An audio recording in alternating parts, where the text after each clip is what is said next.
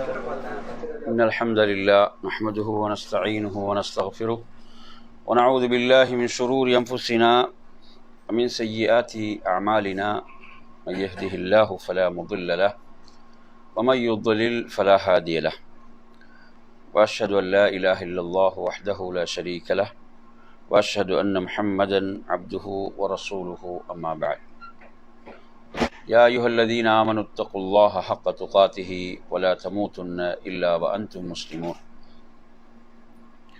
يا أيها الناس اتقوا ربكم الذي خلقكم من نفس واحدة وخلق منها زوجها بث منهما رجالا كثيرا ونساء واتقوا الله الذي تساءلون به والأرحام إن الله كان عليكم رقيبا يا أيها الذين آمنوا اتقوا الله وقولوا قولا سديدا يصلح لكم أعمالكم ويغفر لكم ذنوبكم ومن يطع الله ورسوله فقد فاز فوزا عظيما فإن أصدق الحديث كتاب الله وخير الهدي هدي محمد صلى الله عليه وسلم وشر الأمور محدثاتها وكل محدثة بدعة وكل بدعة ضلالة وكل ضلالة في النار.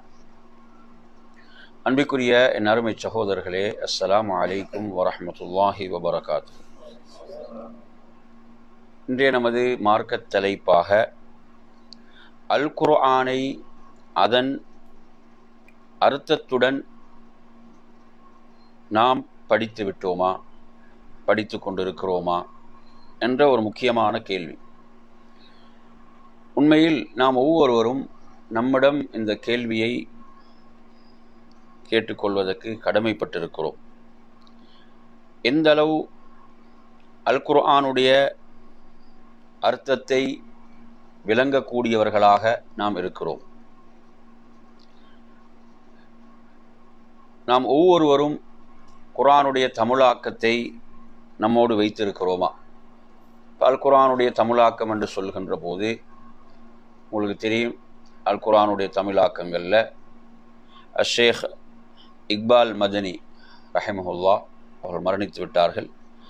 அவர்களுடைய தமிழாக்கம் சவுதி இந்த நாட்டில் அது வெளியிடப்பட்டது. அந்த தமிழாக்கத்தை நாம் படிக்கலாம். அதே போன்று உங்களுக்கு தெரியும், தமிழகத்தில் ஆரம்பத்தில் வெளியிடப்பட்ட தமிழாக்கங்களில் ஒன்றுதான் அஹ்மத் கான் பாக்கவி அவர்களுடையது. அதே போன்று இலங்கையில் ஷேக் இஸ்மாயில் சலஃபி ஒரு அறிஞர்கள் குழு தலைமையில் ஒரு தமிழாக்கம் வெளியிடப்பட்டது. அது சவுதியில் உள்ள தாருஸ்ஸலாம் ஊடாக அது வெளியிடப்பட்டது. அதை நீங்கள் தாருஸ்ஸலாம் அந்த கடைகளில் நீங்கள் என்ன செய்யலாம், அதை வாங்க முடியும். எனவே இவ்வாறாக அல் குர்ஆனுடைய தமிழாக்கங்களை நாம் தேர்வு செய்கின்ற போதும் சரியானதை நாம் தேர்வு செய்து அதை நாம் என்ன செய்ய வேண்டும், படிக்க வேண்டும். உண்மையில் என் அருமை சகோதரர்களே, அல் குர்ஆன் என்பது ஒரு பேர் அற்புதமாக இருந்து கொண்டிருக்கிறது. அல்லாஹு தஆலா தனது வேதத்தை, தனது வார்த்தைகளை எப்படியெல்லாம் வர்ணிக்கிறான் என்று நாம் பார்க்கின்ற போது அல்லாஹ் சொல்கிறான், வஷிஃபாஉல் லிமா ஃபிஸ் சுதூர், அது உள்ளத்துக்கு நிவாரணியாக இருந்து கொண்டிருக்கிறது. என் அருமை சகோதரர்களே, இன்று மனிதர்கள் பலவிதமான மன உளைச்சல்களிலும் நெருக்கடிகளிலும் என்ன செய்கிறார்கள், வாழ்ந்து கொண்டிருக்கிறார்கள். எனவே இந்த நெருக்கடிகளுக்கெல்லாம், மன உளைச்சல்களுக்கெல்லாம் மிகப்பெரிய தீர்வாக இருப்பதுதான் அல்லாஹுடைய கலாம், அல்லாஹுடைய வார்த்தைகள். அதைவிட ஆறுதல் தரக்கூடியது வேறு எதுவும் இல்லை. எனவே அல்லாஹ்வின் தூதர் ஸல்லல்லாஹு அலைஹி வஸல்லம் அவர்கள் அல் குர்ஆனோடு எப்படியான ஒரு நெருக்கத்தோடு இருந்தார்கள் என்பதை நாம் ஹதீஸ்களிலே படிக்கின்ற போது, ஒரு நாள் இரவு நபி ஸல்லல்லாஹு அலைஹி வஸல்லம் அவர்கள் தங்களுடைய இரவு தொழுகையில் ஒரே வசனத்தை சுபஹ் வரை, அந்த ஃபஜ்ருடைய தொழுகை வரை ஒரே வசனத்தையே திரும்ப திரும்ப ஓதிக்கொண்டிருந்தார்கள், ஓதி தொழுது கொண்டிருந்தார்கள். அந்த அளவு அல் குர்ஆனுடைய வசனங்கள் இன்பமூட்டக்கூடியதாக இருந்து கொண்டிருக்கிறது. அந்த வசனங்களில் அவர்களுக்கு இருந்த ஆர்வம், இன் துஅذிபுஹும் ஃபஇன்னஹும் இபாதுக் வ இன் தக்ஃபிர் லஹும் ஃபஇன்னக அன்தல் அஸீஸுல் ஹகீம் என்ற இந்த வசனத்தை அல்லாஹ்வின் தூதர் ஸல்லல்லாஹு அலைஹி வஸல்லம் அவர்கள் திரும்ப திரும்ப இரவு முழுவதும் இதையே ஓதிக்கொண்டிருந்தார்கள், இதையே ஓதி தொழுது கொண்டிருந்தார்கள். நீ அவர்களை தண்டிப்பாயாக இருந்தால் நிச்சயமாக அவர்கள் உனது அடியார்கள், நீ அவர்களை மன்னிப்பாயாக இருந்தால் நிச்சயமாக நீ கண்ணியமிக்கவனாக ஞானமிக்கவனாக நீ இருக்கிறாய் என்ற இந்த வசனம். எனருமை சகோதரர்களே, இன்றைய நமது இந்த மார்க்க வகுப்பிலே உண்மையில் அல் குர்ஆனை நாம் விளங்குவதற்கான சில வழிகாட்டல்களை உங்களுக்கு நினைவூட்ட ஆசைப்படுகிறேன். முதல்ல நான் உங்கள்கிட்ட ஒரு கேள்வி கேட்கிறேன். உண்மையில் அல் குர்ஆனுடைய தமிழாக்கத்தை நீங்கள் படிக்கிறீங்களா? உங்களோட தமிழாக்கம் வச்சிருக்கிறீங்களா? அல் குர்ஆனுடைய தமிழாக்கத்தை நாம் ஒவ்வொருவரும் வைத்து படித்து வருகிறோமா என்ற கேள்விக்கு என்ன செய்யுங்க, ஒவ்வொருத்தரும் பதில் இருக்குதா? பதில் எப்படி இருக்குது? அல் குர்ஆனுடைய தமிழாக்கத்தை நான் ரமதானில் மட்டும்தான் படிக்கின்றேனா, அல்லது ரமதான் அல்லாத ஏனைய காலங்களிலும் படிக்கக்கூடிய வளமை என்னிடம் இருக்கிறதா? குறைந்தது ஒரு நாளைக்கு ஒரு பக்கம் அல்லது ஒரு 10 வசனங்கள் பார்க்குறோமா இல்லை? அப்துல்லாஹ் இப்னு மஸ்ஊத் ரலியல்லாஹு அன்ஹு என்ன சொல்வார்கள்? நாம் அல்லாஹ்வுடைய தூதரிடமிருந்து 10 வசனங்களை, அல் குர்ஆனுடைய 10 வசனங்களை நாம் கற்றுக்கொண்டால் அதை நாம் என்ன செய்வோம்? அதை நாம் விளங்குவோம், அதில் உள்ள விடயங்களை நாம் செயல்படுத்துவோம், அதை மனனமிடுவோம், அதன் பிறகுதான் ஏனைய வசனங்களை கற்றுக்கொள்வோம் என்று என்ன செய்கிறார்கள்? சொல்கிறார்கள். அன்பிற்குரிய அருமை சகோதரர்களே, உண்மையில் அல் குர்ஆனோடு உள்ள தொடர்பு என்பது ஒரு சடங்கு ரீதியான ஒரு தொடர்பு அல்ல, ஒரு உண்மையான ஒரு உயிரோட்டமான ஒரு தொடர்பாக அது இருக்க வேண்டும். எனவே நான் இப்போது சொல்லக்கூடிய இந்த விடயங்களை கொஞ்சம் கவனமாக கேளுங்கள். என் அருமை சகோதரர்களே, உண்மையில் நாம் அல் குர்ஆனை கையில் எடுத்து அதை ஓதும் போது, அதனுடைய பொருளை நாம் விளங்கும் போது, அதன் அர்த்தத்தை நாம் படிக்கின்ற போது, அதாவது இது மகத்தான குர்ஆன், இது மகத்துவமிக்க குர்ஆன், அல்லாஹுடைய மகத்தான வார்த்தைகள் என்ற அந்த கண்ணியம் நமது உள்ளத்தில் இருக்க வேண்டும். அந்த கண்ணியம் நமது உள்ளத்தில் இருக்க வேண்டும். இது படைத்த ரப்புடைய வார்த்தைகள், இந்த வார்த்தைகளுக்கு நிகரான வார்த்தைகளே இல்லை, இந்த வார்த்தைகளுக்கு நிகரான வார்த்தைகளே கிடையாது என்ற அந்த மகத்துவம், கண்ணியம் உண்மையில் நமது உள்ளத்தில் இருக்க வேண்டும். அந்த கண்ணியம் என்பது ஒரு போலியானதாக இருக்கக்கூடாது, ஒரு சடங்கு ரீதியானதாக இருக்கக்கூடாது. ஒரு உண்மையான ஒரு கண்ணியம் நமது உள்ளத்திலே இருக்க வேண்டும். அதே போன்ற நறுமையான சகோதரர்களே, அல் குர்ஆன் என்னை விழித்துத்தான் பேசுகிறது என்ற உணர்வோடு நாம் அதை படிக்க வேண்டும். அல் குர்ஆன் வேறு யாரையும் விழித்து பேசவில்லை, அந்த குர்ஆன் என்னை விழித்துத்தான் பேசுகிறது, அல்லாஹ் என்னோடு தான் பேசுகிறான், அல்லாஹ் எனக்குத்தான் சொல்கிறான் என்ற அந்த ஒரு உணர்வோடு நாம் குர்ஆனை படிக்க வேண்டும். எனவே நறுமை சகோதரர்களே, இந்த விடயங்கள் மிக முக்கியமானவைகளாக இருந்து கொண்டிருக்கின்றன. அதே போன்று அல் குர்ஆனுடைய விஷயத்திலே 2 முறைகள் கையாளப்பட வேண்டும். 2 முறைகள். ஒன்று என்னன்னு கேட்டிங்கன்னா, அல் குர்ஆனை நாம் ஓதி முடிப்பது. அல் குர்ஆனை ஓதி முடிக்கக்கூடிய ஒரு முறை. ஒருவர் ஒரு மாதத்தில் குர்ஆனை ஓதி முடிப்பார், 20 நாளில் குர்ஆனை ஓதி முடிப்பார், அதை விட கூடுதலாக இருக்கலாம், குறைவாக இருக்கலாம். இப்படி குர்ஆனை ஓதி முடிப்பவராக இருப்பார். இன்னும் ஒன்று இருக்கிறது என் அருமை சகோதரர்களே, அதாவது அல் குர்ஆனை விளங்குவது, அதனுடைய அர்த்தத்தை என்ன செய்வது? விளங்குவது. இது தனியானதாக இருக்க வேண்டும். ஏன்னா இப்போ நாங்கள் அல் குர்ஆனை ஓதும் போது, வேகமாக ஓதும் போது நாம் அதை என்ன செய்ய முடியாது? அதை விளங்க முடியாது. எனவே அது ஒன்று. மற்றொன்று என்ன? அல் குர்ஆனை நாம் என்ன செய்வது? அதனுடைய அர்த்தத்தோடு விளங்குவது, அது தனியான ஒன்று. இந்த ரெண்டையும் நாம் நன்றாக புரிந்து கொள்ள வேண்டும்.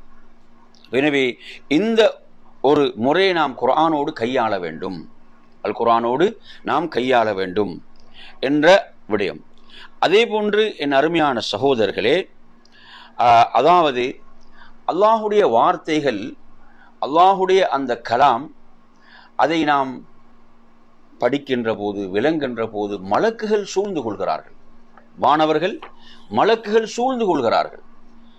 எனவே அந்த ஒரு சிறப்பதிலே இருக்கிறது. அல் குர்ஆனை நாம் விளங்குகின்ற போது, அதை நாம் கற்றுக்கொள்கின்ற போது மலக்குகள் அங்கு வருகை தருகிறார்கள் என்ற சிறப்பை நாம் ஹதீஸிலே படிக்கின்றோம். எனவே இந்த சிறப்பு அல்லாஹுடைய கலாமுக்குள்ள சிறப்பு. உண்மையில் அந்த கண்ணியத்தை நாம் உணர்ந்திருக்கிறோமா? நாம் அதை உணர்ந்துதான் அந்த அல் குர்ஆனோடு நமது தொடர்பை ஏற்படுத்தி இருக்கிறோமா என்பதை பார்க்க வேண்டும். அதே போன்ற நறுமை சகோதரர்களே, அல் குர்ஆனை ஒருவர் கையில் எடுத்து அதனை படிக்கின்ற போது, அதன் அர்த்தத்தை விளங்குகின்ற போது, அவர் அதன் மூலம் என்ன செய்ய வேண்டும்? தன்னை மாற்றிக்கொள்வதற்கான அந்த உண்மையான நீயத் இருக்க வேண்டும். உண்மையான அந்த நீயத், இது அல்லாஹுடைய வார்த்தைகள், இதை நான் படிக்கும் போது, விளங்கும் போது நிச்சயமாக நான் என்னை மாற்றிக்கொள்ள வேண்டும் என்ற அந்த உண்மையான நீயத் அவருக்குள் இருக்க வேண்டும், அந்த உண்மையான எண்ணம் இருக்க வேண்டும். எனவே நறுமையான சகோதரர்களே, அதற்காக அவர் அல்லாஹ்விடத்திலே உதவி தேட வேண்டும்.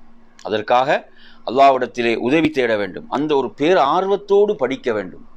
குர்ஆன் ஒருத்தர் திறந்து ஓதுகிறார், ஓதி அதை மூடி வைக்கின்ற போது அவருக்குள் அதை எந்த மாற்றத்தையும் ஏற்படுத்தவில்லை என்றால், அவரது ஈமான்ல எதையும் அதிகரிக்க செய்யவில்லை என்றால் எவ்வளவு பெரிய நஷ்டம்.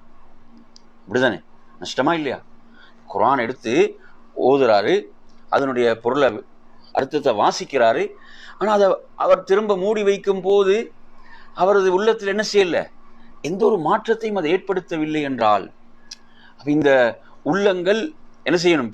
பெரிய சர்ஜரிக்கு தான் உட்படுத்த வேண்டும். இந்த உள்ளங்கள் உட்படுத்தப்பட வேண்டும். அல்லாஹுடைய வார்த்தைகளாலே அந்த உள்ளம் என்ன செய்யவில்லை? நெகிழ்ந்து போகவில்லை என்று சொன்னால், இலகவில்லை என்றால் வேறு எந்த வார்த்தைக்கு அந்த உள்ளம் இலகும்? சிந்திக்க வேணுமா இல்லையா? அன்பிற்குரிய நறுமையான சகோதரர்களே, அந்த அடிப்படையில் அதாவது அல்லாஹ் குர்ஆன்ல சொல்றான், வஇதா துலியத் அலைஹிம் ஆயாத்துஹு ஸாதத்துஹும் ஈமானா, அவர்களுக்கு அவனது வசனங்கள் ஓதி காண்பிக்கப்பட்டால் ஈமான் அதிகரிக்கும். இது அல்லாஹு தஆலா சொல்வது மூமின்களுடைய பண்பை பற்றி பேசுகிறான். மூமின்களுடைய பண்பை பற்றி அல்லாஹ் பேசும்போது, அல்லாஹுடைய வசனங்களை அவர்கள் கேட்கும் போது என்ன செய்யும்? அது அவங்களோட ஈமான் அதிகரிக்கும். குர்ஆனை விட ஒரு இன்பமான ஒன்று இல்லை.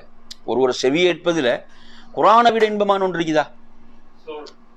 நீங்க கொஞ்சம் உங்களோட உள்ளத்தை தொட்டு கேட்டு பாருங்க, குர்ஆனை விட இன்பமான ஒன்று இருக்குதா? நிச்சயமாக இல்லை. அது அல்லாஹுடைய கலாம், அல்லாஹுடைய வார்த்தைகள். அப்போ அது அவ்வளோ இன்பமானது. உங்களுக்கு தெரியும், மக்கத்து காஃபிர்களை நீங்கள் எடுத்து பார்த்தால் அவர்கள் பயந்ததெல்லாம் இந்த அல்லாஹுடைய வார்த்தைகளுக்கு, அல்லாஹுடைய கலாமுக்கு. அதனால்தான் அவர்கள் சொன்னார்கள், லா தஸ்மஉ லிஹாதல் குர்ஆன், இந்த குர்ஆனை நீங்கள் செவியேற்காதீர்கள், செவிமடுக்காதீர்கள். வல்கௌ ஃபீஹி, அதில் நீங்கள் கூச்சலிடுங்கள். நபி அவர்கள் இதை ஓதும் போது நீங்கள் அதில் என்ன செய்யுங்க? கூச்சலிடுங்கள். இதை நீங்க செவியேற்காதீர்கள், இதை நீங்க செவியேற்க கூடாது என்று தடுத்தார்கள். ஏனென்றால் அந்த வார்த்தைகள் அவர்களை அறியாமலேயே என்ன செய்யும்? அந்த அல்லாஹுடைய கலாம் அந்த உள்ளங்களை ஈர்க்க செய்துவிடும். உங்களுக்கு தெரியும், நபி ஸல்லல்லாஹு அலைஹி வஸல்லம் அவர்கள் ஒரு முறை மக்கா அந்த கஅபாவில் சூரத்துன் நஜ்ம் அத்தியாயத்தை ஓத ஆரம்பிக்கிறார்கள். இது நபித்துவத்துடைய ஆரம்பத்தில் நடக்கக்கூடிய ஒரு விஷயம். ஹபஷாவுக்கு அந்த முதலாவது ஹிஜ்ரத்தை மேற்கொண்டு சென்றிருக்கிறார்கள். அதன் பிறகு நடக்கக்கூடிய ஒரு நிகழ்வு. நபி ஸல்லல்லாஹு அலைஹி வஸல்லம் அவர்கள் சூரத்துன் நஜ்ம் அத்தியாயத்தை என்ன செய்கிறார்கள்? அங்கே கஅபாவிலே ஓதுகின்ற போது குறைஷி காஃபிர்கள் அங்கே இருக்கிறார்கள். குர்ஆனை கேட்கக்கூடாது என்று தடுத்து கொண்டிருந்த கூட்டம் இது. எனவே ரசூலுல்லாஹி ஸல்லல்லாஹு அலைஹி வஸல்லம் அவர்கள் திடீரென்று தோன்றி இந்த அத்தியாயத்தை ஓத ஆரம்பித்தவுடன் அவர்களை அறியாமல் மெய்மறந்து அவர்கள் அதை கேட்க ஆரம்பித்து விடுகிறார்கள், கேட்கிறார்கள்.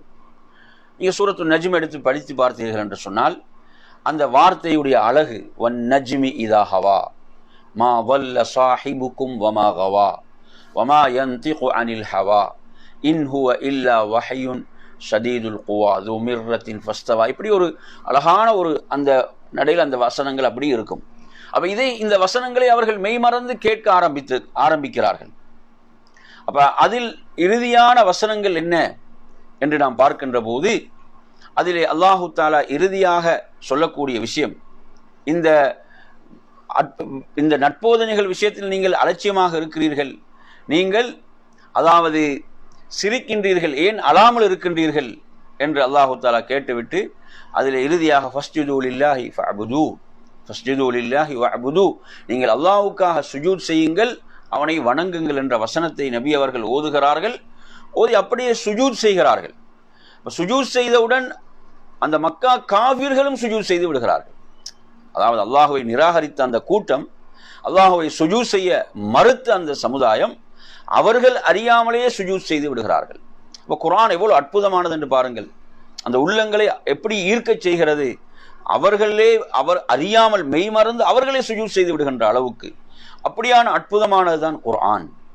அன்பிற்குரிய நறுமையான சகோதரர்களே, நாம் குர்ஆனை செவிமடுப்பது என்பது அல்லாஹு தாலா சொல்கிறான், அவர்களுக்கு ரஹ்மானுடைய வசனங்கள் ஓதி காண்பிக்கப்பட்டால் ஹர்ரு சுஜ்ஜதன் வபுக்கியா, அவர்கள் அழுதவர்களாக சுஜூதிலே வீழ்வார்கள் என்று அல்லாஹு தாலா குர்ஆன்ல சொல்றான். அப்படிப்பட்ட அற்புதமானதுதான் அல் குர்ஆன் என்பது, அல் குர்ஆனுடைய வார்த்தைகள்.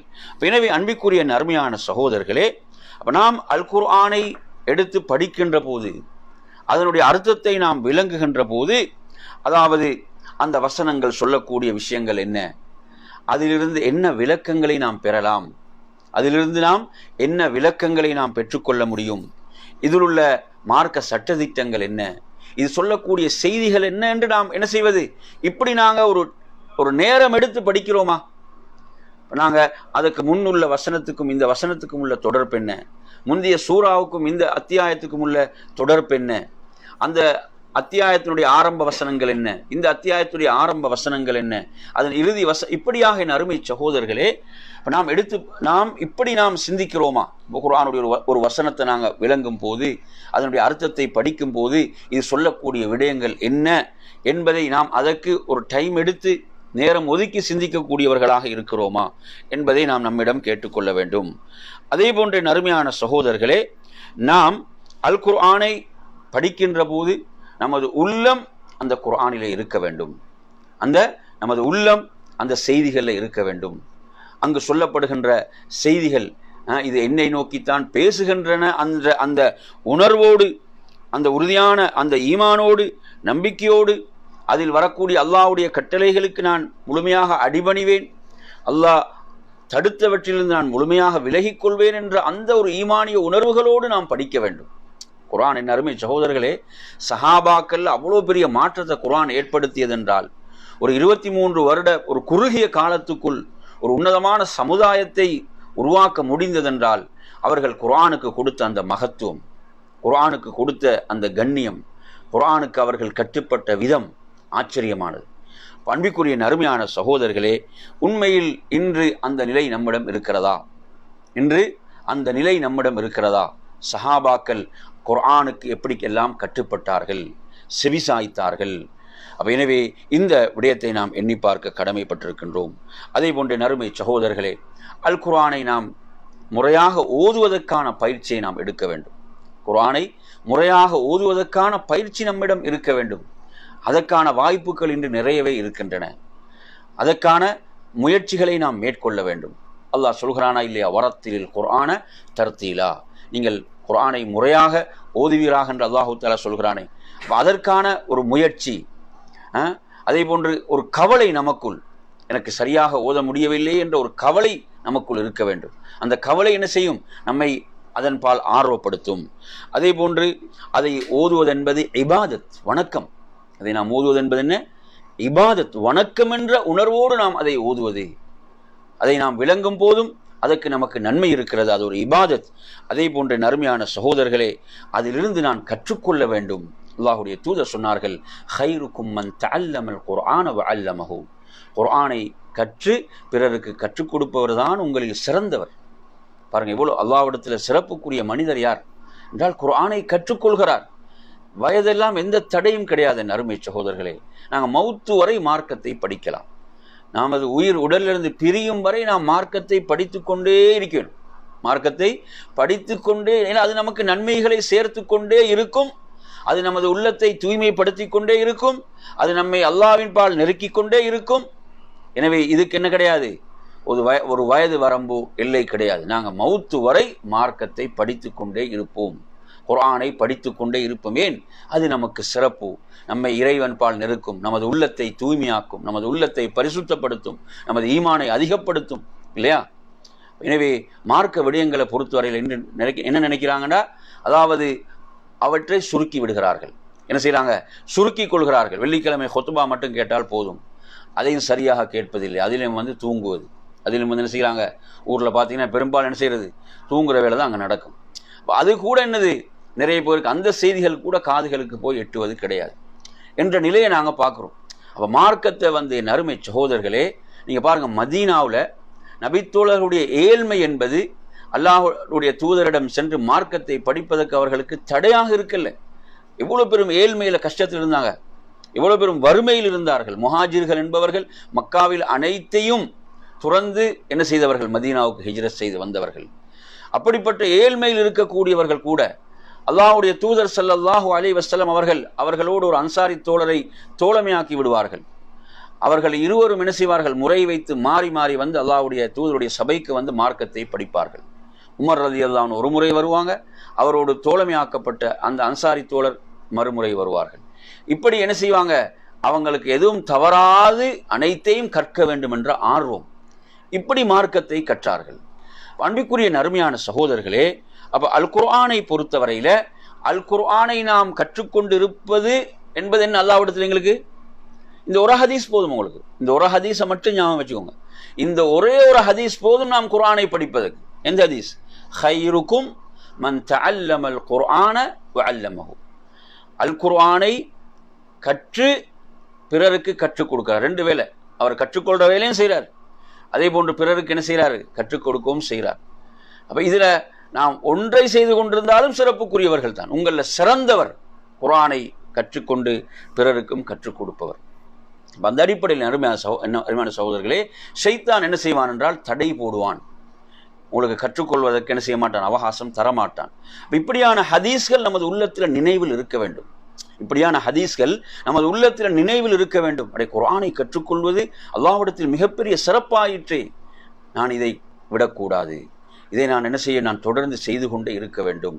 எனவே நறுமையான சகோதரர்களே, ஷைத்தான் எப்படியான சிந்தனை ஏற்படுத்துவான் என்றால், இப்போது நீ படித்தது போதும், இப்போது உனக்கு நன்றாக ஓதத் தெரியும், நீ நன்றாக விளங்கிவிட்டாய் என்று ஷைத்தான் என்ன செய்வான், அந்த இல்முடைய வாயிலை மூடுவதற்கு முயற்சிப்பான். அதற்கு நாம் இடமளிக்க கூடாது. அதே போன்ற நறுமையான சகோதரர்களே, எனவே அல் குர்ஆனை நாம் அதை எடுத்து நாங்கள் அதனுடைய பொருளை வாசிக்கும் போது நமது உள்ளத்தில் ஒரு உன்னதமான ஒரு உயரிய நோக்கம் என்னென்றால், படிக்கக்கூடிய விடயங்களை நான் இயன்றவரை எனது வாழ்வில் செயல்படுத்த வேண்டும்.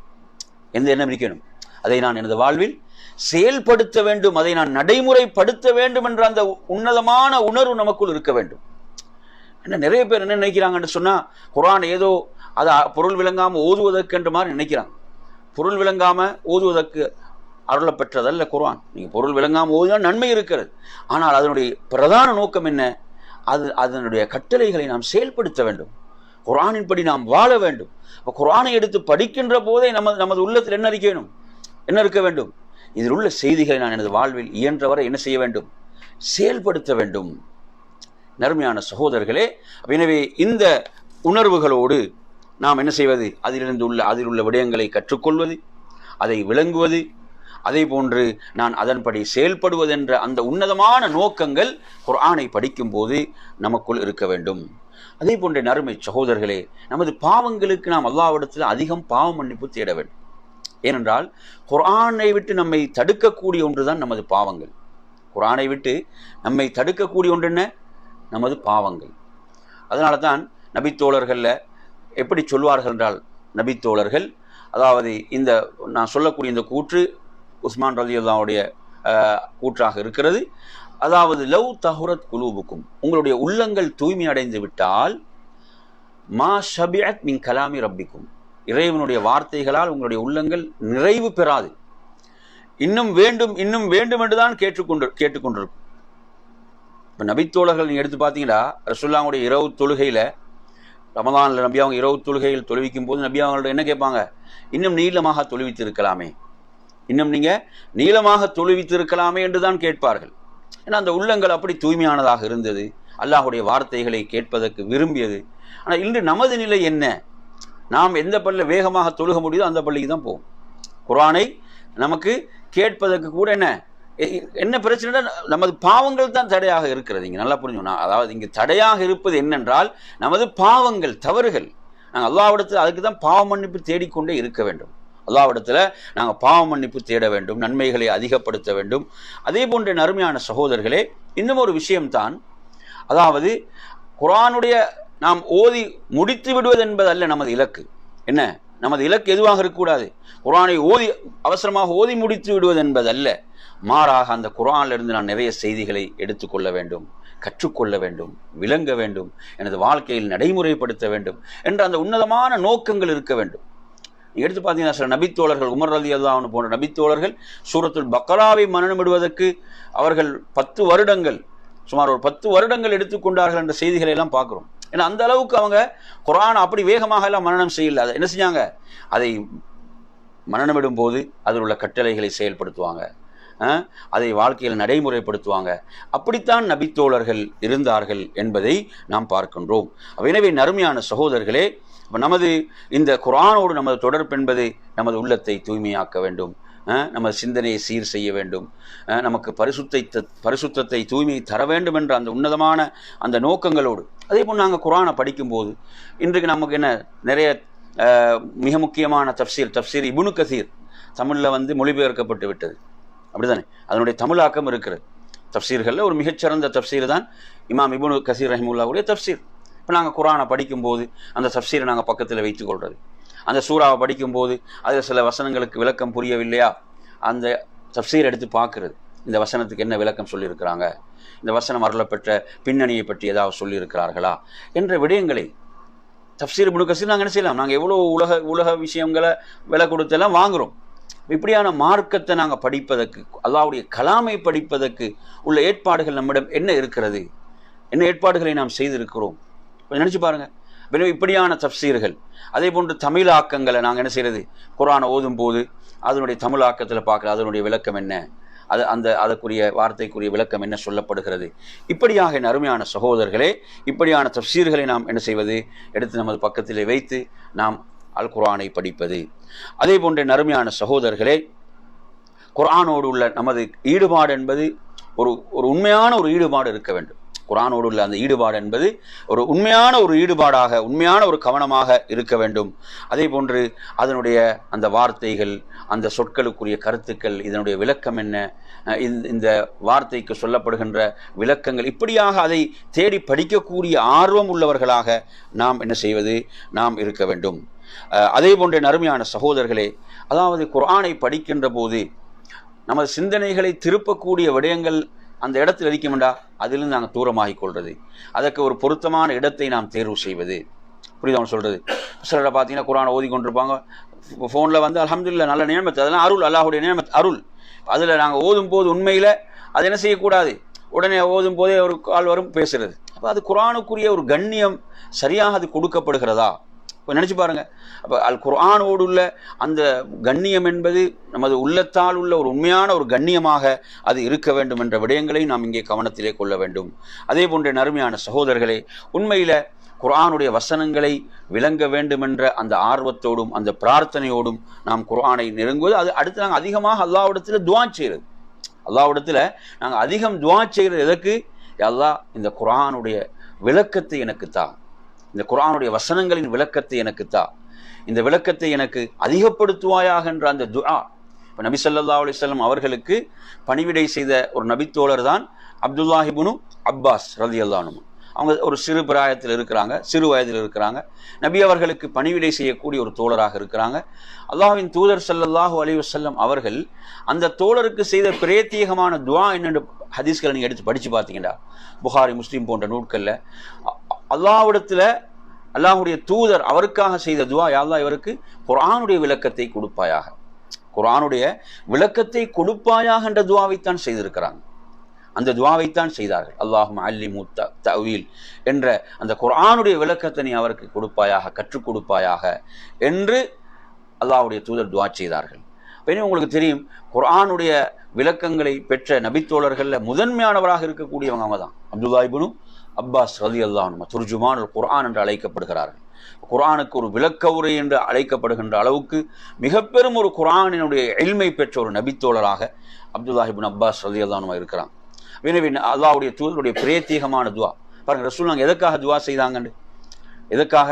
குர்ஆனுடைய விளக்கம் அவருக்கு கிடைக்க வேண்டும் என்றுதான் துவா செய்தார்கள். எனவே நறுமையான சகோதரர்களே, அந்த அடிப்படையில் இப்போ நாங்கள் குர்ஆனை ஓதும் போது சில வசனங்கள் நமது உள்ளத்தை திறக்கும். இப்போ நாங்கள் பார்த்தோம், ரசூலுல்லாஹ் ஒரே வசனத்தை என்ன செய்தாங்க, இரவு முழுவதும் திரும்ப திரும்ப ஓதிக்கொண்டே இருந்தார்கள். இப்போ நாங்கள் குர்ஆனை ஓதும் போது சில வசனங்கள் என்ன செய்யும், நமது கண்களிலிருந்து நம்மை அறியாமலே கண்ணீரை வரவழைக்கும். நமது உள்ளம் அந்த வசனத்தில் திறக்கும் என்றால் அதை நாங்கள் திரும்ப திரும்ப அந்த வசனத்தை ஓதுறது, அந்த வசனத்தை நாங்கள் என்ன செய்யறது, திரும்ப திரும்ப அதை நாம் ஓதுவது என்பது நமது உள்ளத்தில் என்ன செய்யும், ஈமானை அதிகப்படுத்தும். நமது உள்ளத்தில் ஈமான் என்ன செய்யும், அதிகப்படுத்தும். இப்படியான இந்த தொடர்பு குர்ஆனோடு நமக்கு இருக்கிறதா? நீங்கள் ஒவ்வொருத்தரும் உங்கள்கிட்ட இந்த கொஞ்சம் கேளுங்க. அதே போன்ற நறுமையான சகோதரர்களே, அதே போன்று குர்ஆன் சொல்லக்கூடிய வரலாறுகள், குர்ஆன் சொல்லக்கூடிய வரலாறுகள் இன்றைக்கு நீங்கள் பார்த்தீங்கன்னா நிறைய எங்களோட மக்கள் பேசும்போது உதாரணத்துக்கு எடுக்கிறதுலாம் எதுன்னு பார்த்தீங்கன்னா என்ன, சினிமாவை தான் எடுக்கிறது. ஏன், அதோட தான் தொடர்பு கூட. உதாரணத்துக்கு எடுக்கிறதுனா என்ன, அதில் உள்ள அந்த டயலாகுகளும் அதுவும் இதுதான் வருது. இந்த குர்ஆனுடைய வரலாறுகள் இவைகள் நமக்கு வருதா? இவைகளை நாங்கள் எடுத்து பேசுகிறோமா? நமது அன்றாட விஷயங்களோடு நாங்கள் பேசுகின்ற போது அல் குர்ஆன் இப்படி சொல்கிறது, நபி அவங்க இப்படி சொல்லியிருக்கிறாங்க, இந்த வரலாறு இதுக்கு இப்படி இருக்கிறது, இந்த வரலாறு இப்படி நடந்திருக்கிறது என்று குர்ஆனுடைய வரலாறுகளை அப்படி எடுத்து பேசக்கூடியவங்களாக நாங்கள் இருக்கிறோமா? அப்படி ஒரு நெருக்கமான தொடர்பு குர்ஆனோடு இருக்குதா? கொஞ்சம் ஒவ்வொருத்தரும் கேட்டு பாருங்க. குர்ஆன் சொல்லக்கூடிய வரலாறுகள் எவ்வளோ அழகான வரலாறுகளை எல்லாம் குர்ஆன் பேசுது, எவ்வளோ அற்புதமான வரலாறுகளை குர்ஆன் பேசுகிறது. அந்த வரலாறுகள் அனைத்தும் உண்மையான வரலாறுகள். இந்த சினிமா போன்று போலியானது, கற்பனையானவர்கள் அல்ல. மக்களை ஏமாற்றி கொண்டிருக்கிறார்கள், பிழைப்பு நடத்தி கொண்டிருக்கிறார்கள். என் அருமை சகோதரர்களே, அப்போ குர்ஆனோடு இப்படியான ஒரு தொடர்பு நமக்கு இருக்கிறதா? இப்போ நாங்கள் ஒரு விஷயத்தை சொல்லும்போது குர்ஆன் இந்த வரலாற்றில் இப்படி சொல்கிறது, இப்படி சொல்லி இருக்கிறது, இதற்கு இந்த விஷயம் பொருந்தி போகக்கூடியதாக இருக்கிறது, இப்படி பேசுகிறோமா? இப்படி ஒரு தொடர்பு நமக்கு குர்ஆனோடு இருக்கிறதா? உண்மையில குர்ஆனுடைய வரலாறுகள் நாங்கள் அந்த அளவு அப்படி படித்திருக்கிறோம், அந்த அளவு கொஞ்சம் எடுத்து பாருங்க. உண்மையில குர்ஆன் சொல்லக்கூடிய நபிமார்களுடைய அற்புதமான வரலாறுகள், அற்புதமான செய்திகள், எவ்வளவு அழகான செய்திகளை அல்லாஹு தஆலா சொல்கிறான், எவ்வளவு அற்புதமான செய்திகளை சொல்கிறான். அவைகளை படிக்கும் போது ஆச்சரியமாக இருக்கிறது. எனவே இப்படி நாம் என்ன செய்வது, குர்ஆனுடைய வரலாறுகளை நாம் படிப்பது, அந்த வரலாறுகள் நமது வாழ்க்கையில் நாங்கள் எடுத்து பேசுகின்ற போது அவற்றை நாம் என்ன செய்வது, முன்மாதிரியாக எடுத்து பேச. இதுதானே நமக்கு முன்மாதிரியாக தானே. நமக்கு முன்மாதிரி யாரு? நபிமார்கள். அல்லாஹ் சொல்றான், ஃபபி ஹுதாஹு முக்ததி, அந்த நபிமார்களுடைய நேர்வழியை நீங்கள் பின்பற்றுங்கள். அவர்கள் அல்லாஹு தஆலா நபிமார்களுடைய வரலாறுகளிலும் குர்ஆன்ல சொல்லக்கூடிய அந்த விடயங்கள் என்னன்னு எடுத்து பாருங்க. நபிமார்களுடைய வாழ்க்கை வரலாறுகளிலும் அல்லாஹ் எதை சொல்கிறான், எது மிக முக்கியமானதோ அதைத்தான் சொல்கிறான். இப்படிதானே இப்போ குகை வாசிகளுடைய வரலாற்றை சூரத்துல் கஹஃப் சொல்கிறது என்றால், உண்மையில அந்த வரலாற்றை நாம் படித்தால் அதில் உள்ள படிப்பினைகள் என்ன, அதில் எப்படியான படிப்பினைகள் இருக்கிறது. இளைஞர்கள் என வாழ தெரியாத இளைஞர்களா, உலக வாழ்க்கையை அனுபவிக்க தெரியாத இளைஞர்களா, அவங்களுடைய இளமையை எதற்கு அர்ப்பணித்தார்கள்? எதற்கு அர்ப்பணித்தார்கள்? அல்லாஹ்வுடைய மார்க்கத்துக்கு, தீனுக்கு. அனைத்தையும் என்ன செய்கிறார்கள், இழந்து துறந்து ஒரு குகைக்குள் ஒதுங்குகிறார்கள். அல்லாஹ்வுடைய தீனுக்காக, மார்க்கத்துக்காக. அவங்களுடைய எவ்வளோ ஒரு சிறந்த காலம் அது இளமை என்பது நாங்கள் பார்க்குறோமா இல்லையா? இது மாதிரி நீங்கள் இப்ராஹிம் அலைஹிஸ்ஸலாத்துடைய வாழ்க்கை வரலாற்றை எடுத்து படிக்கலாம், மூசா அலைஹிஸ்ஸலாத்துடைய வரலாற்றை எடுத்து படிக்கலாம். சுப்ஹானல்லாஹ், மூசா அலைஹிஸ்ஸலாத்துடைய வரலாற்றை நீங்கள் எடுத்து பாருங்க. அல்லாஹு தஆலா சொல்கிறான், அவர்கள் மதியனுக்கு சென்ற அந்த செய்தியை சொல்கின்ற போது அவங்க என்ன செய்கிறாங்க, 2 பெண்களுக்கு உதவி செய்கிறாங்க இல்லையா? 2 பெண்களுக்கு உதவி செய்கிறாங்க. அந்த பெண்களோடு அவங்க பேசின வார்த்தைகளை கூட நீங்கள் எடுத்து படித்து பாருங்க. தேவையான வார்த்தையை மட்டும்தான் பேசுகிறாங்க. நீங்கள் ஏன் ஒதுங்கி இருக்கிறீங்கன்னு தான் கேட்குறாங்க. அந்த பெண்கள், அந்த 2 பெண்களும் சொன்ன பதிலும் கூடுதலான விளக்கம் இல்லை. என்ன, முதல்ல பேச முந்தி உங்களோட பேர் என்ன, உங்களோட ஊர் என்ன, வயது என்ன, அதை அப்படியே கேட்குறாங்க. அந்த உரையாடல் எப்படி அமைதுன்னு பாருங்க. அதாவது தேவையான விடயம், ஏன் நீங்கள் ஒதுங்கி இருக்கிறீர்கள்? அப்போது சொல்றாங்க, அபுனா ஷேகுன் கபீர், எமது தந்தை வயது முதிர்ந்தவராக இருக்கிறார், அவருக்கு இந்த ஆடுகளுக்கு என்ன செய்ய தண்ணீரை எடுத்து கொடுக்க முடியாத நிலை. அப்ப சுருக்கமாக தான் குர்ஆன் அந்த வார்த்தைகளை சொல்லுது. அதற்கு பிறகு உதவி செய்யறாங்க. உதவி செய்த பிறகு அங்க ஒரு உரையாடல் தொடருதா? எந்த உரையாடலும் கிடையாது. அதுக்கு பிறகு எந்த ஒரு உரையாடலும் கிடையாது. இல்லைங்களா? மூசா அலைஹிஸ்ஸலாம் இளைஞராகத்தான் இருக்கிறார். மூசா அலைஹிஸ்ஸலாம் யாரு தான்? இளைஞராகத்தான் இருக்கிறார். அவர் என்ன செய்யறாரு? நிழலின் பக்கம் ஒதுங்குகிறார். அல் குர்ஆன் சொல்லுது இல்லையா? நிழலின் பக்கம் ஒதுங்குகிறார். ஒதுங்கி அல்லாஹ்விடத்தில் தான் உதவி கேட்கிறார். ரப்பி இன்னி லிமா அன்ஸல்த இலைய மின் கைரின் ஃபகீர். அல்லாஹ்விடத்தில் தான் பிரார்த்திக்கிறார். அந்த இரண்டு பெண்களில் ஒரு பெண் என்ன செய்யறாங்க? வெட்கத்தோடு உடனே வருகிறார்கள். வந்து சொல்லக்கூடிய வார்த்தைகளை நீங்க எடுத்து பாருங்க. அதாவது இன்ன அபி யதுஊக லியஜ்ஸியக அஜ்ர மா ஸகைத லனா, எங்களுக்கு இந்த தண்ணீரை எடுத்து தந்ததுக்கு கூலியை வழங்குவதற்கு எனது தந்தை உங்களை அழைக்கிறார். அவ்வளவுதான். எனவே நறுமையான அந்த பெண்கள் ஒரு எப்படி வெட்கத்தோடு வந்தால் அல்லாஹ் தஆலா குர்ஆன்ல சொல்றான். இந்த வரலாறுகள் எல்லாம் நாங்கள் படிக்கும் போது சுப்ஹானல்லாஹ் எப்படி ஒரு ஒழுக்கத்தை நமக்கு சொல்லித் தருது. எப்படியான ஒழுக்கம், எப்படியான அந்த வார்த்தை பிரயோகங்கள், எப்படி அந்த தொடர்பாடல்கள் இருந்திருக்கிறது. சுப்ஹானல்லாஹ். எனவே நறுமையான சகோதரர்களே, அப்போ குர்ஆனோடு நமது தொடர்பு இப்படி மிக நெருக்கமானதாக இருக்க வேண்டும். எந்த ஒன்றுக்கும் நாம் குர்ஆனிலிருந்து எடுத்து சொல்லக்கூடியவர்களாக, குர்ஆன் இப்படி சொல்கிறது, குர்ஆன் இப்படித்தான் பேசுகிறது என்று சொல்கின்ற அளவுக்கு நாம் நமது தொடர்பை குர்ஆனோடு நாம் மிக நெருக்கமானதாக நாம் ஆக்கிக் கொள்ள வேண்டும். எனவே நறுமையான சகோதரர்களே, அப்போ அந்த அடிப்படையில் அல் குர்ஆனை திறப்பது, அறிஞர்கள் சொல்வார்கள், குர்ஆனை நீங்கள் திறப்பதற்கு முன்பு உங்களுடைய உள்ளத்தை திறங்கள் என்று சொல்வார்கள். குர்ஆனை நீங்கள் திறப்பதற்கு முன்னால் நீங்கள் என்ன செய்யுங்க? உங்களோட உள்ளத்தை திறங்கள். குர்ஆனை திறந்தா எப்போ மூடிட்டு போவதுன்ற எண்ணம் தான் நிறைய பேருக்கு வருது. குர்ஆனை திறந்துட்டாலே அடுத்து என்ன? ஏதாவது ஒரு வேலையுடைய சிந்தனை வந்து கொண்டே இருக்கும். அடுத்து மூடிட்டு போகிற வேலையை தான் நிறைய பேர் பார்ப்பாங்க. அப்போ குர்ஆனை திறப்பதற்கு முன் உங்களுடைய இதயத்தை, உங்களுடைய உள்ளத்தை திறங்கள். அப்போ குர்ஆனோடு அப்படி ஒரு என்ன ஒரு இன்பமான ஒரு தொடர்பு இருக்க வேண்டும். எங்களுக்கு சஹாபாக்கள், நபித்தோழர்கள் குர்ஆனை ஓதிய போது என்ன செய்தார்கள்? மலக்குகள் இறங்கினார்கள் என்றெல்லாம் நாங்கள் ஹதீஸ்களில் படிக்கிறோம். எனவே நறுமையான சகோதரர்களே, எனவே நாங்கள் அல் குர்ஆனை விளங்குவதற்கு நமக்கு துணை புரியக்கூடிய விடயங்களில் குர்ஆனுடைய அந்த வார்த்தைகளுடைய பொருட்கள், இந்த வார்த்தைக்குரிய பொருள் என்ன என்று நாம் விளங்குவதற்கு முயற்சிப்பது, குர்ஆனுடைய தஃப்சீர்களை நாம் எடுத்து வைத்துக் கொள்வது, அந்த அத்தியாயம் சொல்லக்கூடிய அதனுடைய முக்கியமான இலக்குகள் என்ன, அந்த அத்தியாயம் சொல்லக்கூடிய அந்த அத்தியாயம் தாங்கி இருக்கக்கூடிய முக்கியமான அதனுடைய இலக்குகள் என்ன, அது எதை இலக்காக வைத்து அந்த அத்தியாயம் பேசுகிறது என்ற விடயங்களை நாம் அணுகுவது.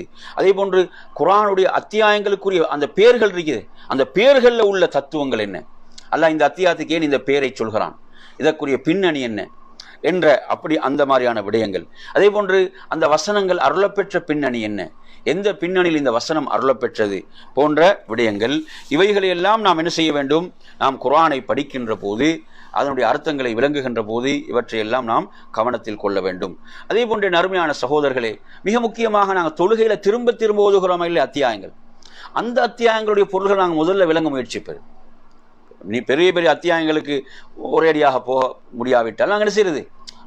தொழுகையில் நாங்கள் திரும்ப திரும்ப ஓதுகிறோமா இல்லை அத்தியாயங்கள், அந்த திரும்ப திரும்ப ஓதக்கூடிய அத்தியாயங்கள் என்ன செய்திகளை சொல்கிறது, என்ன செய்தியை உள்ளடக்கி இருக்கிறது என்பதை நாம் என்ன செய்வது? விளங்குவது. அதை விளங்குவதற்கு நாம் என்ன செய்வது? நாம் முயற்சிப்பது என்ற விடயம். அதே போன்ற நறுமையான சகோதரர்களே, ஒரே அடியாக நாம் என்ன செய்ய முடியாது? விளங்க முடியாது. படிப்படியாகத்தான் அதற்கான முயற்சிகளை நாம் என்ன செய்ய வேண்டும்? நாம் மேற்கொள்ள வேண்டும். ஒரு உண்மையான தூய்மையான உள்ளத்தோடு அந்த முயற்சி இருக்க வேண்டும் என்ற விடயங்கள். அதே போன்ற நறுமை சகோதரர்களே, உண்மையில குர்ஆனுடைய விளக்கத்தை விட்டு தடுக்கக்கூடியவைகள் என்ன? குர்ஆனுடைய விளக்கம் ஒருவனுக்கு கிடைக்காமல் தடையாக இருக்கக்கூடிய விடயங்கள் என்ன என்று பார்த்தீங்கன்னு சொன்னா, மனோ இச்சைக்கு அடிமைப்படுதல். ஒருவன் என்ன செய்யறான்? ஹவா, தனது மனோ இச்சைக்கு அடிமைப்படக்கூடியவனாக இருப்பான் என்றால் அவனுக்கு உண்மையில குர்ஆனுடைய விளக்கங்கள் தடையாகத்தான் இருக்கும். ஏன்னா அவன் அல்லாஹ்வுடைய வார்த்தைக்கு கட்டுப்படவில்லை, ரப்புடைய வார்த்தைகளுக்கு அவன் என்ன செய்யல, அவன் கட்டுப்படவில்லை. எனவே நறுமையான சகோதரர்களை, அப்படியாக ஒருவன் இருக்கக்கூடாது. அதே போன்று கிபிர், பெருமை, ஆணவம் இருக்கிறதே, அந்த கர்வம் என்பது குர்ஆனுடைய விளக்கத்தை விட்டு அவனை தடுக்கும். அல்லாஹ் குர்ஆன்ல கூட சொல்றான், சாஸ்ரிஃபு அன் ஆயாத்தி, எனது வசனங்களை விட்டு நான் திருப்பி விடுவேன். யாரை என்றால் உரிமையின்றி பெருமை அடிப்பவர்களை. அவர்கள் நிச்சயமாக என்ன செய்ய மாட்டார்கள், விளக்கம் பெற மாட்டார்கள். பெருமை வரக்கூடாது, கர்வம். அல்லாஹ்வுடைய வார்த்தைகளுக்கு முன்னால் பணிவு தான் வர வேண்டும். ரப்புடைய வார்த்தைகளுக்கு முன்னால் என்ன பணிவு. அல்லாஹ் சொல்கிறானா கட்டுப்பட்டு விட்டேன் என்று அந்த பணிவு இருக்க வேண்டும். அதே போன்று பாவங்களை விட்டு நாம் தூய்மையாக வேண்டும். பாவங்கள் நிச்சயமாக குர்ஆனை விளங்குவதை விட்டு தடையாக இருக்கக்கூடிய விடயங்கள். எனவே நறுமையான சகோதரர்களே, இவ்வாறான விடயங்கள், அதே போன்று நாம் என்ன செய்வது, குர்ஆனோடு உள்ள தொடர்பில் குர்ஆனை மனனம் விடுவதற்கு முதல்ல சிறிய சிறிய அத்தியாயங்களிலிருந்து குர்ஆனை மனனம் விடுவதற்கு முயற்சிப்பது. எனவே இப்படி இந்த அற்புதமான குர்ஆனோடு ஒரு சிறந்த தொடர்பை நாம் ஏற்படுத்தி கொள்ளக்கூடியவர்களாக, உண்மையில் நாங்கள் இந்த உரை இன்றைக்கு நாங்கள் செய்த இந்த உரைக்கு பிறகு உண்மையில் நான் என்ன செய்வேன், குர்ஆனுடைய அர்த்தத்தை தமிழாக்கத்தை எடுத்து நான் படிப்பேன். குறைந்தது ஒரு நாளைக்கு ஒரு பக்கமாவது படிக்கக்கூடியவனாக நான் மாறுவேன் என்ற அந்த உறுதி எடுத்துக்கோங்க. எடுத்து என்ன செய்யுங்க, படிங்க. அல்லாஹுடைய அந்த வார்த்தைகளை போல் நமது உள்ளத்துக்கு ஆறுதல் தரக்கூடியது வேறு எதுவுமே இல்லை. நன்றாக புரிந்து கொள்ளுங்கள். அந்த ரப்புடைய வார்த்தைகள் இருக்குது, அல்லாஹுடைய கலாம். அந்த வார்த்தைகள் நமது உள்ளத்துக்கு ஆறுதல் அளிப்பது போன்று வேறு எதுவுமே கிடையாது, அதுக்கு நிகராக எதுவுமே இல்லை. எனவே அல்லாஹ் சொல்றான், அலா பி திக்ரில்லாஹி தத்மஇன்னுல் குலூப். அல்லாஹுடைய திக்ரின் மூலம் உள்ளங்கள் அமைதி பெறுகின்றன. அப்போ மிகப்பெரிய திக்ர் தான் அல்லாஹுடைய வார்த்தைகள், அல்லாஹுடைய கலாம். எவ்வளோ ஒருவன் எந்த நெருக்கடிகள், சோதனைகள், கஷ்டங்களோடு போய் அவன் குர்ஆனை திறந்து அவன் படித்தாலும் அதனுடைய அர்த்தத்தை விளங்கும் போது நிச்சயமாக அது அவனுக்கு உள்ளத்துக்கு ஆறுதலாக இருக்கும், மன நிம்மதியாக இருக்கும். அல்லாஹ் சொல்றான், வமன் அஅரத அன் திக்ரி ஃபஇன்ன லஹு மஈஷத்தன் வங்கா. எனது திக்ரை யார் புறக்கணிப்பாரோ அவர்களுக்கு நெருக்கடியான வாழ்வென்று குர்ஆன்ல அல்லாஹ் சொல்றான். சாதாரண விஷயம் அல்ல. எனது திக்ர் என்றால் எது, அல்லாஹுடைய வார்த்தைகள், கலாம். அந்த குர்ஆனை எவன் புறக்கணிக்கிறானோ அவனது வாழ்க்கை நெருக்கடியானதாக இருக்கும் என்று அல்லாஹ் சொல்கிறான் குர்ஆன்ல. நாங்கள் அதாவது பிரச்சனை எங்கன்னு பிரச்சனையை நாம் அடையாளம் காணாமல் இருக்கிறோம். ஏன்னா பிரச்சனையை அடையாளம் கண்டாதான் தீர்வை சரியாக என்ன செய்யலாம், நாம் செயல்படுத்தலாம் இல்லையா, அதற்குரிய தீர்வை நாம் சரியாக செய்யலாம். நாம் என்ன பிரச்சனைக்குரிய அடிப்படை என்ன, நமது வாழ்க்கையில் நெருக்கடிகள், கஷ்டங்கள், சோதனைகள் என்றால் உண்மையில் நாம் ஒவ்வொருவரும் பார்க்க வேண்டியது குர்ஆனோடு எனது தொடர்பு எப்படி இருக்கிறது, குர்ஆனோடு ஒரு சிறந்த தொடர்பு எனக்கு இருக்கிறதா. எனவே அந்த அடிப்படையில் அருமையான சகோதரர்களே, இவ்வாறாக குர்ஆனோடு ஒரு நல்ல ஒரு சிறந்த ஒரு தொடர்பை ஏற்படுத்தி கொள்ளக்கூடியவர்களாக அல்லாஹ் நம்மை ஆக்கி அருள்வானாக என்று கூறி நிறைவு செய்கிறேன். வ ஆகிரு தாவானா அல்ஹம்துலில்லாஹி ரப்பில் ஆலமீன். அஸ்ஸலாமு அலைக்கும் வரஹ்மத்துல்லாஹி வபரகாத்துஹு.